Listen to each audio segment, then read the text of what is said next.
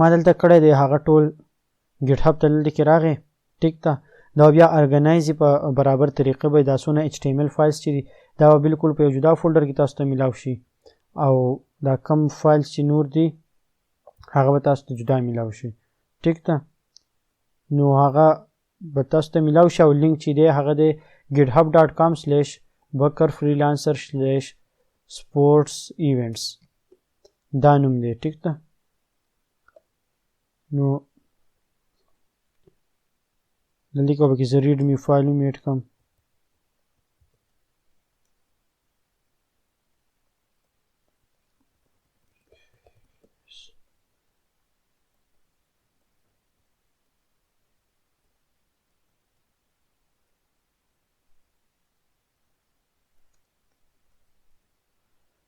او اوس په دا زه git add دا به ورته ایډ کړم commit -m readme edit او git push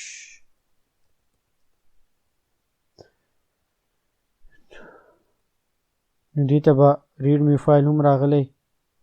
نور به کې اوس نشته سپورټس ایونټس دا به بیا موږ وروسته ایډیټ کوو دې سره به ګور دا به زه بیا ارګنایز کړم اوس صرف دونه دی چې تاسو ته به هغه کوډ چې دی هغه به میلاو شي ټیک ده نو اوس دلته کې دا څونه سلیکټ آیټمز چې موږ ډراپ ډاون جوړوو دلته کې نو دلته کې به سپیسیفیک آیټمز دي هغه موږ په ډیټابیس کې په داسې طریقې سره کړی دی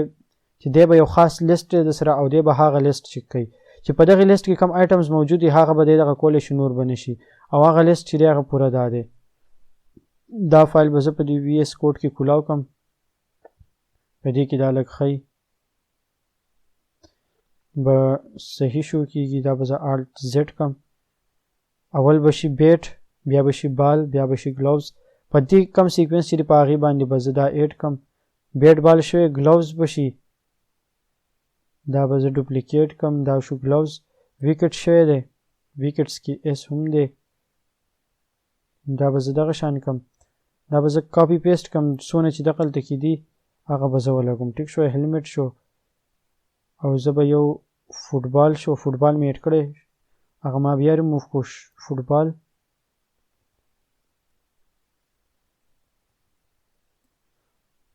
فوټبال پس بیا شوز دي که فرض که پلیر له شوز هم لیټ سپوز اساین شي درته باسکټبال شو دا ټول بس ډیمو دغه دا ټول زه کاپي پیسټ کوم دلته هغه ټول مې دلته کې راوستل اوس په دې کار وکړو چې دا به ټول ډوپلیکیټ هم کو دلته کې به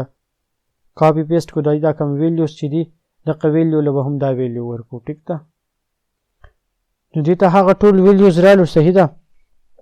اوس چې بیا څوک دغه کوي پلیز select an item صحیح نو که زه اوس کنفرم کوم چونکې دې کې به اوس دا هم سلیکټ شوي دا هم یو آیټم اسې دغه دی که نه سلیکټ آیټم هم یو ویلیو ښیي خو اصل دغه به دا چې لږې څوک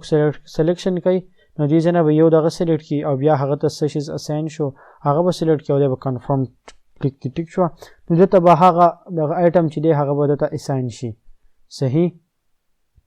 نو دا وشو د دې نه پسې اوس دلته کې د دې ډسپلی ده چې دلته کې به دا آیټم ډسپلی کوو څنګه نو دا پسې په نیکسټ ویډیو کې بیا وکړو